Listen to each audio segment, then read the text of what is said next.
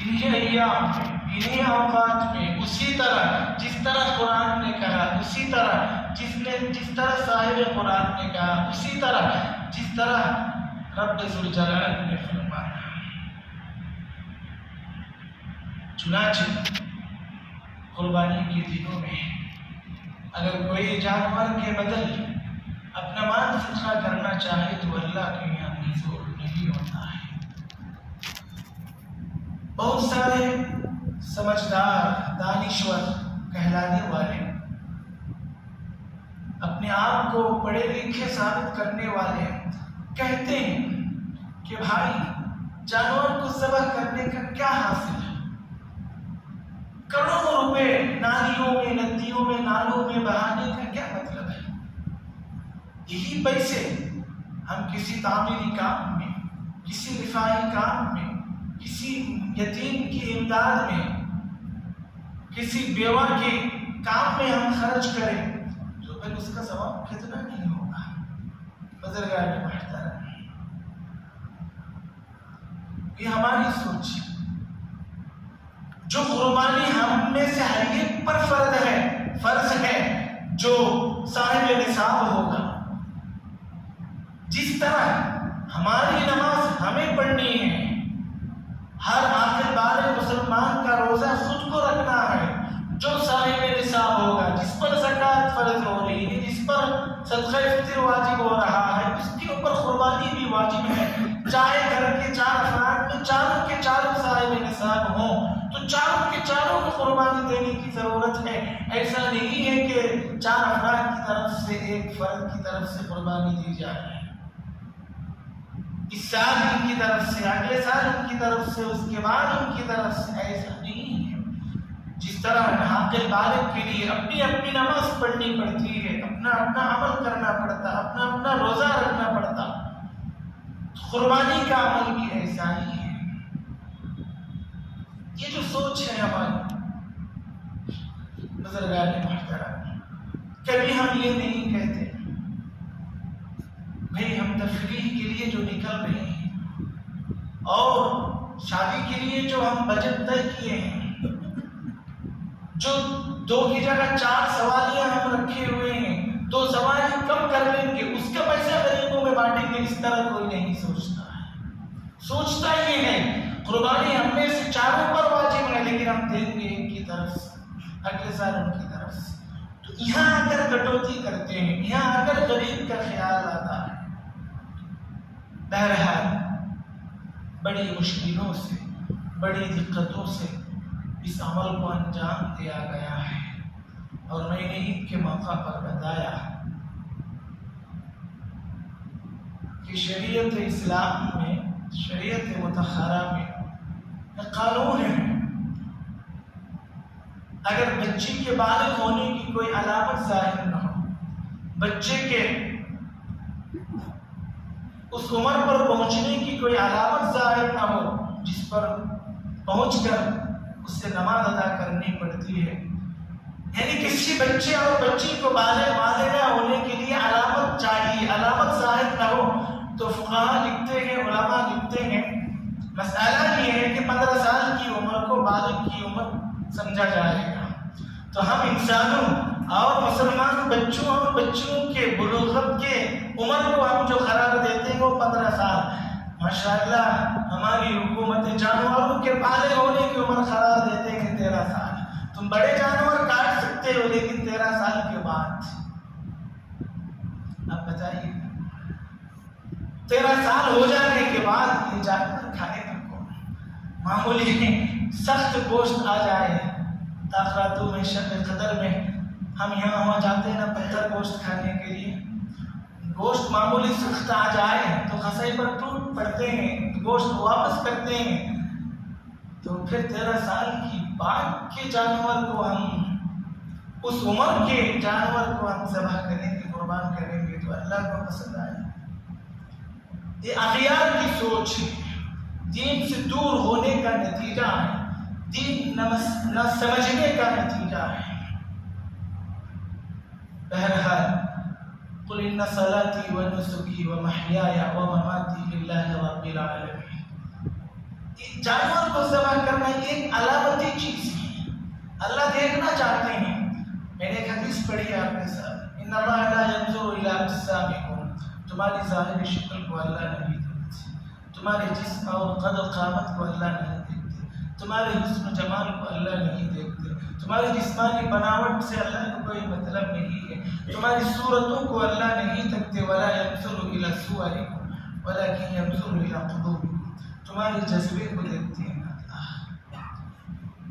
حقیقت میں خوش دلی سے جو ہم دمبا ذبح کر رہے ہیں، جو بکری ذبح کر رہے ہیں، جو جانور پر ہم چھری چلا رہے ہیں، حقیقت میں یہ چھری ہم اپنی جانوں پر چلا رہے ہیں، اس لیے کہ اللہ نے ہم سے ہماری اولاد مانگی تھی، وہ فضل خداوندی تھا جو اولاد کی جان بچا لی گئی، بہشتی دمبا لا کر وہاں رکھ دیا گیا ہے۔ چنانچہ جہاں یہ پیغام ہے کہ ہماری جان کا بدل ہے یہ جانور، وہاں یہ پیغام بھی ہے کہ جانور کو ذبح کرنا گویا خود ہم اپنی جان کو ذبح کرنا ہے۔ اس میں یہ باریکی ہے، یہ خاص بات چھپی ہوئی ہے، ضرورت پڑی تو تم اپنی جان کو بھی خدا کی راہ میں قربان کرنے کے لیے تیار ہو جاؤ، یہ قربانی کا پیغام۔ اپنی خواہشات کو دباؤ، اپنی مرضی کو دباؤ،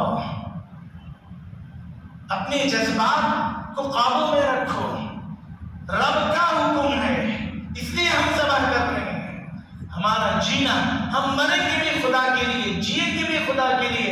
ان صلاتی و نسکی و محیای و مماتی للہ رب العالمین۔ ارے ہم تو جانور کو پالنا بوجھ سمجھتے ہیں۔ ابھی آپ نے دیکھا ہوگا پڑوس میں غالباً کوئی فرما اونچا زبردست کوئی بکرا مالک اسے پال رہا ہے، اب قربانی کا موقع اسے بیچنا ہے۔ جب بیچا گیا تو وہ ایسا رو رہا ہے، ایسا چیخ رہا ہے گویا کوئی بچہ اپنی اولاد، اپنے باپ سے، کوئی اولاد اپنی والدین سے بچھڑ رہی ہے۔ اس طرح کی جب محبت پیدا ہو جاتی تب چھری چلانے میں مزہ آتا، تب اپنے آپ کو قربان کرنے کا احساس ہوتا ہے۔ اور کتنے فائدے نہیں ہیں قربانی کے اندر۔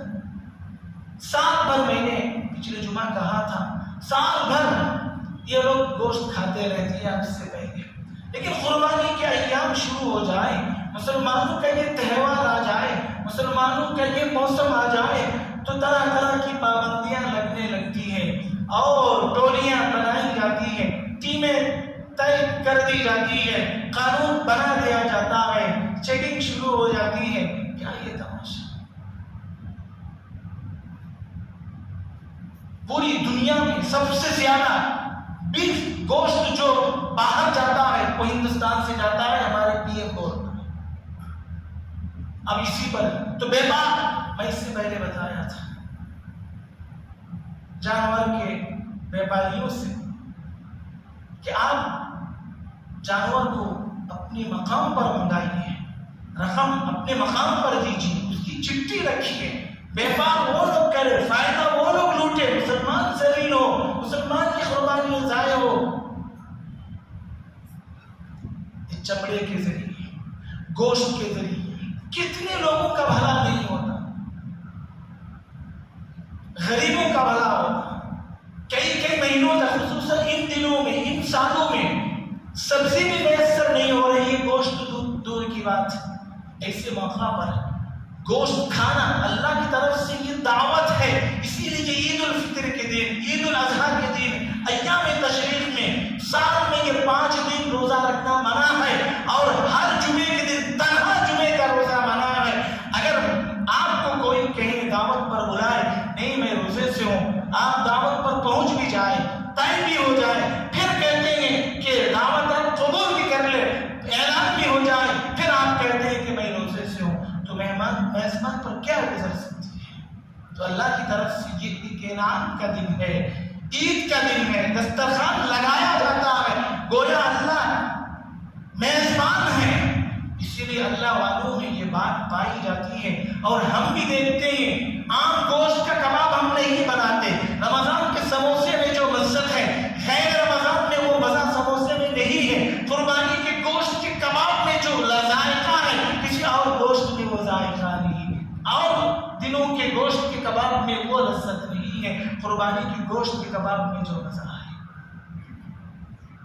और लोग घर की माँ, घर की औरतें और ख़वातीन अपने नारीना बच्चा है, अपना मर्द कहीं बाहर है, 2 महीने के बाद 4 महीने के बाद आने वाला है, तो गोश्त को उसी अंदाज से हिफाजत कर रखती है और कहती है आने के बाद ये देखिए आपके लिए मैंने इसे बचाए रखा, ये गोश्त का कबाब है और हमने जो ये कुर्बानी के गोश्त का कबाब है और हमने आपके लिए इस तरह इसको बचा कर रखा है।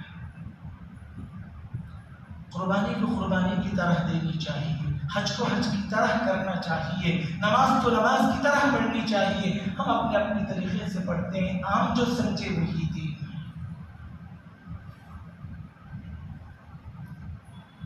तो कुर्बानी के इतने फायदे हो रहे हैं और कुर्बानी की तारीफ मैं जिस मौजू पर आपको ले जाना चाह रहा हूँ वो आगे आ रहा है। दूसरे नंबर में जो आयत का टुकड़ा मैं पढ़ा उसकी तरफ आपको ले जाना चाहता हूँ। वइज़ इब्तला इब्राहीम रब्बुहु बिकलिमातिन फअतम्महु। आज मामूली बिजली चली जाए तो हमारे घर की ख़वातीन परेशान हो जाती है, इतवार आ जाए तो अम्मा याद आ जाती है, भाई याद आ जाते हैं, घर याद आ जाता है। हज़रत हाजरा अलैहिस्सलातु वस्सलाम, हज़रत हाजरा इस्माइल अलैहिस्सलाम की वालिदा, इब्राहीम अलैहिस्सलाम की ज़ौजा, कहाँ उनको छोड़ आए इब्राहीम, पलट कर देखे तक नहीं। तो हम हर इतवार हमें अपना घर याद आ जाता है। हाजर अलैहिस्सलातु वस्सलाम या रज़ियल्लाहु ताला अन्हा को कहाँ छोड़ आए थे इब्राहीम अलैहिस्सलाम? कौन थे इब्राहीम? देखिए इस वक्त हम जिस दौर से गुजर रहे हैं सबसे बड़ा आजमाइशी दौर है। चंद साल पहले मैंने कहा था कि हम मक्की दौर में हैं। आज ये बात हर मिंबर से हो रही है, हर बड़े के ज़बान से आ रही है।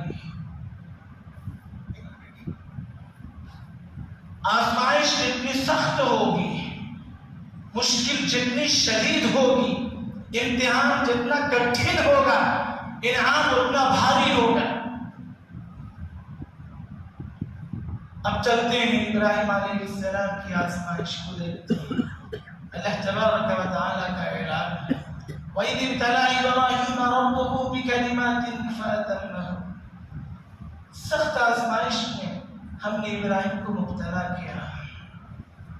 फअतम्महु में इब्राहीम खरे उतरे। आज मुसलमानों की इमारतें ढाई जा रही हैं। अभी गालिबन नक्शबंदी के इलाके में या करतपुरा के इलाके में 300 साल पुरानी दरगाह को ढा दिया गया। जिम्मेदार कौन, उससे मुझे बहस नहीं है, लेकिन हो क्या रहा है वो देखिए। हमने बड़ों की इज्जत नहीं की, जमीनों की हिफाजत नहीं की, 1.5 ईंट की मस्जिद के लिए लड़ते रहे, पड़ोसी लड़ते रहे, भाई लड़ते रहे, मियां बीवी लड़ते रहे, औलाद और माँ बाप के दरमियान झगड़ा है, 2 दोस्तों के दरमियान, भतीजा चचा का फोन कर रहा है।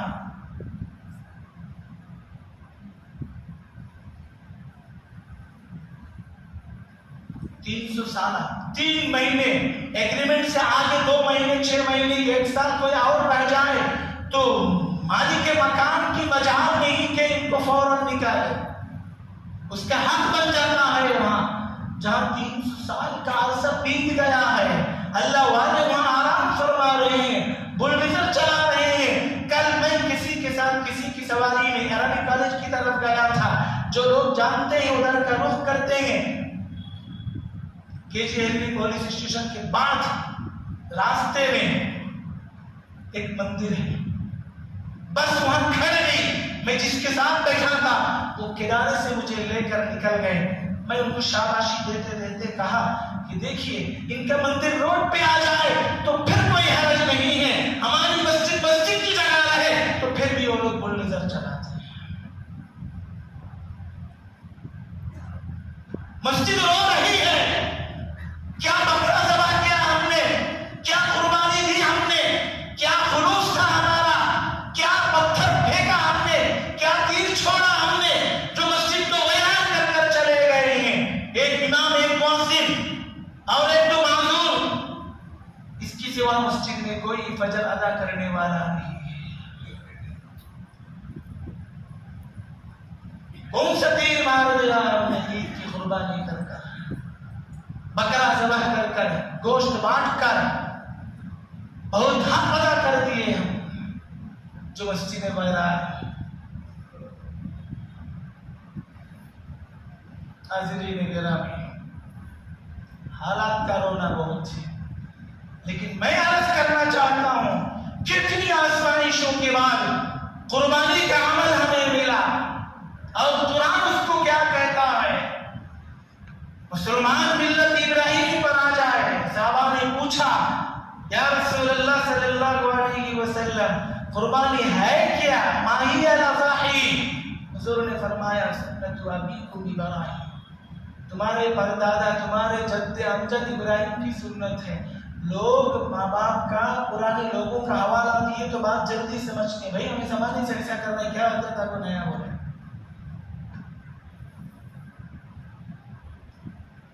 سنت ابیکم ابراہیم. کون ہے ابراہیم؟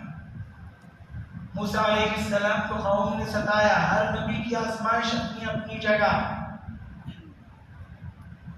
ابراہیم علیہ السلام اپنوں سے ڈسے گئے, اپنوں سے ستائے گئے, اپنے وطن سے نکالے گئے, آگ میں ڈالے گئے, ویران علاقے میں بڑھاپے کا سہارا شیر خوار بچہ اسماعیل کو اپنی بیگم کے ساتھ وادی غیر ذی زرع میں بے آب و گیاہ, نہ گھاس ہے, نہ ہریالی ہے, نہ آبادی ہے, نہ کوئی شناسہ ہے, نہ کوئی اپنا ہے, نہ کوئی پرایا ہے.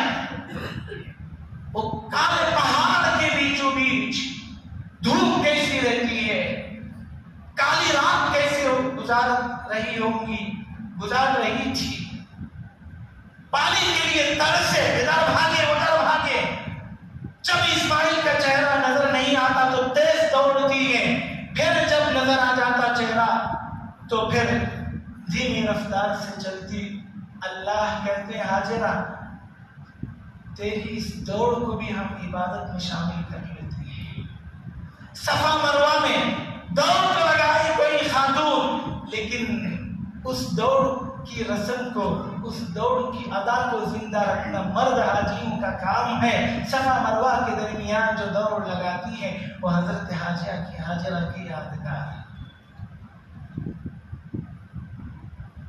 تو یہ ایک ایسی فیملی ہے, یہ ایک ایسا خانوادہ ہے, یہ ایک ایسا گھرانہ ہے. کیا باپ کیسا بیٹا کیسی ماں. میاں بیوی کے حساب سے سوچے تو کیسا میاں ہوگا, کیسی زوجہ ہوگی, کیسی بیگم ہوگی, کیسا خاوند ہوگا. اللہ نے اس پوری فیملی کو نمونہ بنا دیا ہے. ابراہیم تو بغیر سلائی کے کپڑے احرام کے طور پر پہن رہا ہے, تو میں اس کو بھی احرام قرار دے دیتا ہوں.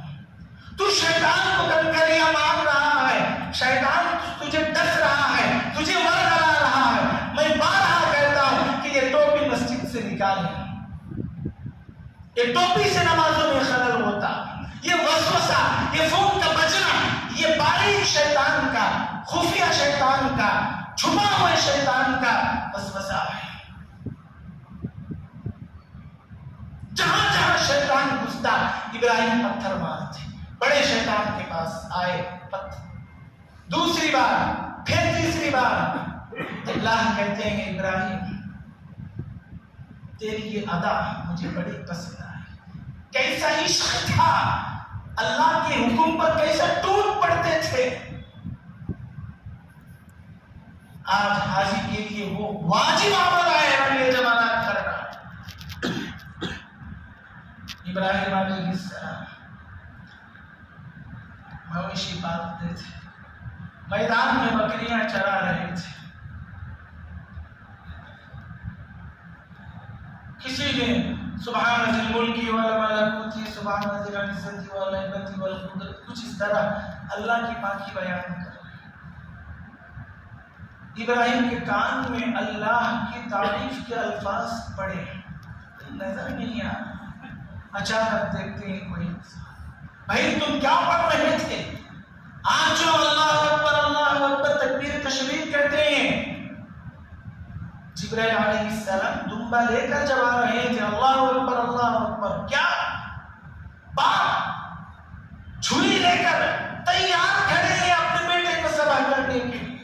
انسان سوچ سکتا ہے کوئی باپ اس طرح ذبح کرے بیٹے کو نابالغ، جبکہ عینی جنگ کی حالت میں فوج سے لڑیں گی، بڑے سے لڑیں گے، لیکن باغات کو نقصان نہیں پہنچایا جائے گا، نابالغوں پر ہتھیار نہیں چلایا جائے گا، معصوم بچوں کو نہیں مارا جائے گا، مذہبی لوگوں کو نہیں مارا جائے گا.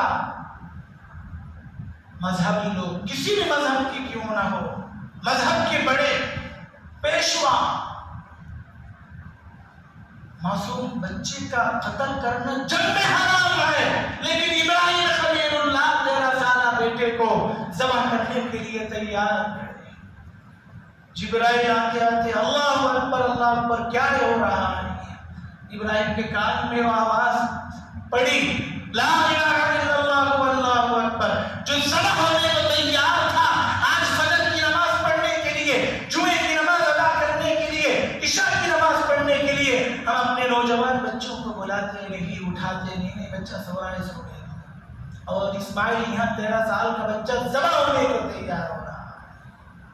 یہی میں کہہ رہا تھا، ایک آئیڈیا ہے، ایک نمونہ ہے. یہ ایسی فیملی ہے، ایسا خاندان ہے. باپ کو مثال کے طور پر لیجئے، شوہر کی حیثیت سے دیکھیے، خدا کے عاشق کی حیثیت سے دیکھیے، کیسے خدا کی عشق میں ڈوب مر رہے ہیں. دیکھیے چلا رہے ہیں بکریاں، آواز خدا کی تعریف پر مشتمل کان میں پڑی. ارے میرے رب کی کوئی تعریف کر رہا ہے. پرکھ کر دیکھتے ہیں سفید پوش کوئی نورانی مخلوق انسانی شکل میں. بھائی تم کیا پڑھ رہے تھے، کیا کہہ رہے تھے؟ وہ الفاظ دہراؤ. میں تو خدا کا ایک دیوانہ ہوں، ایک پاگل ہوں، خدا کا ایک عاشق ہوں. آگ میں کود گئے، آگ میں ڈالے گئے. جبرائیل آئے، میکائیل آئے، کچھ مدد ضرورت نہیں ہے. کس نے بھیجا؟ رب نے، اور اب مجھے دیکھ رہا ہے. آج بھی گر ہو براہیم سا ایمان پیدا، آج بھی گر ہو براہیم سا ایمان پیدا. آپ کر سکتی ہے انداز گلستہ پیدا. موبائل چھوڑیں، بستر چھوڑیں، غفلت چھوڑیں، مسجد پکڑے، قرآن تھامے، علماء کی صحبت اختیار کرے، بیداری کا ثبوت دے. تو دیکھیے جس آزمائش میں ہم پیچھے جا رہے ہیں، جس آگ میں ہمیں چلایا جا رہا ہے، یہ آگ گلزار بن سکتی ہے. تم نے کیا پڑھا؟ دہراؤ کلمات. کہتے ہیں کہ میں کلمات دہراؤں گا ایک شرط پر. تم جو بکریاں چرا رہے ہو، آدھی بکریاں مجھے دے دیں.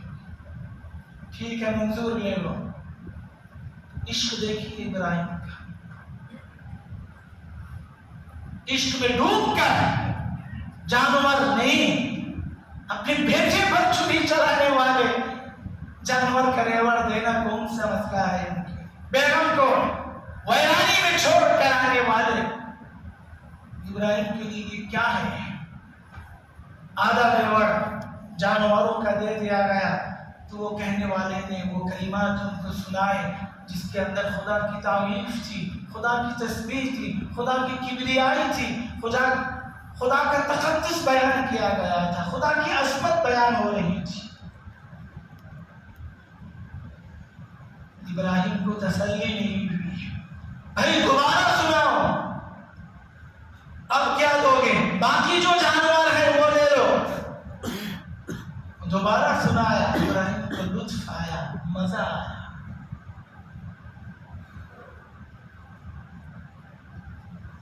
پھر بھی ابراہیم علیہ السلام کو اطمینان نہیں ہوا، پیاس باقی ہے۔ حضرت ابراہیم علیہ السلام سے وہ کوئی اجنبی جو نورانی مخلوق تھی، حقیقت میں کوئی فرشتہ تھا، حضرت ابراہیم علیہ السلام سے وہ کہنے لگے، ابراہیم علیہ السلام ان سے گزارش کرنے لگے پھر سنائیے گا، تو وہ کہتے ہیں اب تم دو گے کیا؟ جو جانور تھے آدھا آدھا میں لے گیا، اب تو کچھ بچا نہیں ہے دینے کے لیے۔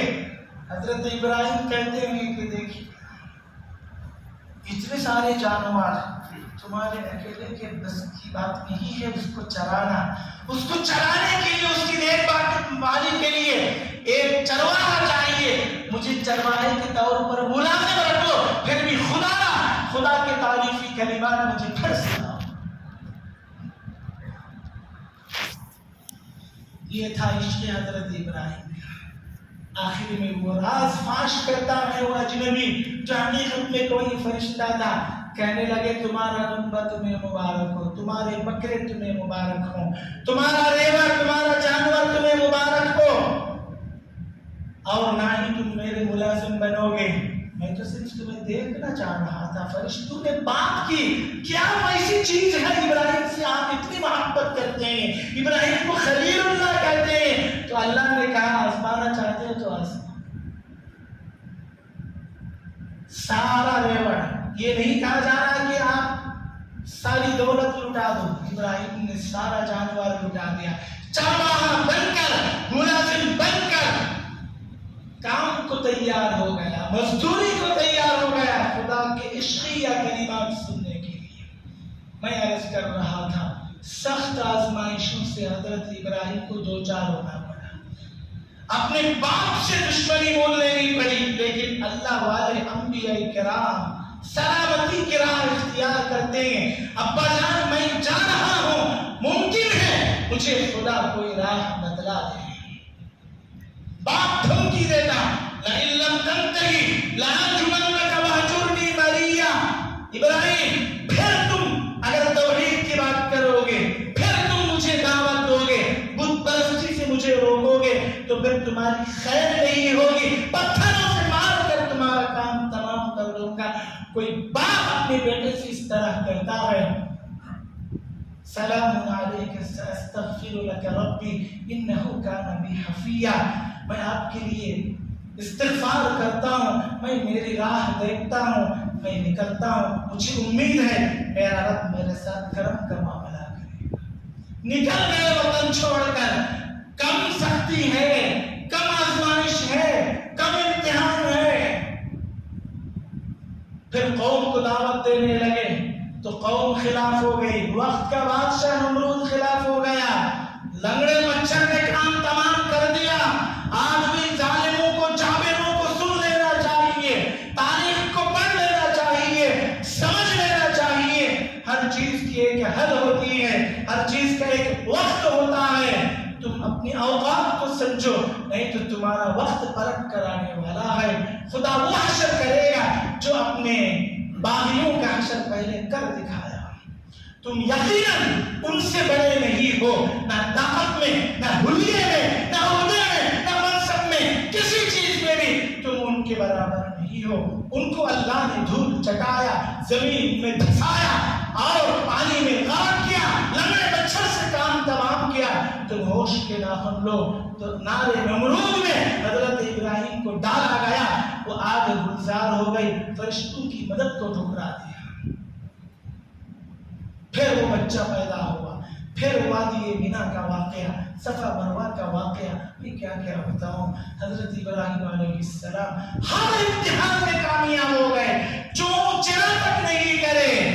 پوچھتی ہے حاجرہ کہ آخر کیا ہے یہ ماجرا، کوئی نہیں ہے یہاں، زبان سے کوئی جواب حضرت ابراہیم نے نہیں دیا۔ آج میاں زارا بیگم کی بات کو توجہ نہیں دیے تو برس پڑتی ہے، ٹوٹ پڑتی ہے، گندی نالی ہے، گندی سوچ رکھنے والی ہے، نافرمانی میں، بغاوت میں، شرارت میں اور معصیت میں، گناہ میں زندگی گزارنے والی، حیض نفاس والی ایک خاتون اس طرح مرد کو ڈانٹ کی اہلیہ جو صرف کسی نبی کی بیگم نہیں ہے، آج مومنانہ فراست سے سوچ رہی ہے کہ میرا مرد جواب کیوں نہیں دے رہا ہے۔ بہت دور علماء لکھتے ہیں تقریباً 3 میل کے فاصلے پر پہنچ جانے کے بعد حضرت ہاجرہ آواز لگاتی ہے، کیا اللہ کے حکم سے جب زمین خالی ہوگی، عمارتیں نہیں ہوں گی تو دور سے بھی آواز پہنچتی ہے؟ تب حضرت ابراہیم نے صرف منڈی ہلائی، سر ہلایا، بیگم تمہیں ڈرو نکو، سوچو نکو، فکر کرو نکو، میں آ جاتا ہوں، تم نہ لے لیتا ہوں، کیا بھی نہیں ہوتا، کچھ نہیں۔ یہ قربانی، جانور ذبح کرنے کا نام صرف قربانی نہیں، یہ مجاہدہ کرنا ہوگا، تنہائی میں رہنا ہوگا، مرد جھونپڑی میں رہیے گا، حلال کھلا رہے شکر ادا کیجیے گا، ہر فنکشن میں نیا جوڑا، ہر تقریب میں نیا زیور، ظلم مت کیجیے گا۔ تو میں یہی کہہ رہا تھا، قربانی کے بعد اسلام زندہ ہوتا، قربانی کے بعد قربانی دینے والے کا نام روشن ہوتا۔ وَتَرَكْنَا عَلَيْهِ فِي الْآخِرِينَ، ابراہیم کی قربانی، اسماعیل کی قربانی، ہاجرہ کی قربانی۔ جب حضرت ہاجرہ نے آواز لگا کر پوچھا کہ اللہ کے حکم سے خالی منڈی ہلائی، حضرت ہاجرہ کیا کرتی ہے، اِذَنْ لَا يُزِيعَنَا، اگر یہی بات ہے پھر تو اللہ ہمیں ضائع نہیں کرے گا۔ تو حضرت ہاجرہ کی دوڑ، اسماعیل کا ذبح ہونا، ابراہیم کا کنکریاں مارنا، جانوروں کو ذبح کرنا، یہ ہمیشہ کے لیے ایک یادگار بنا دی گئی یہ چیزیں۔ تو علماء لکھتے ہیں، مفسرین کرام لکھتے ہیں، اہل نظر لکھتے ہیں، کسی کا درجہ بلند ہونا، اپنا نام ہائلائٹ کرنا، سرخی میں آنا، پردے سے باہر آنا، ڈسپلے میں آنا کون نہیں چاہتا، لیکن قربانی دینے کوئی نہیں چاہتا۔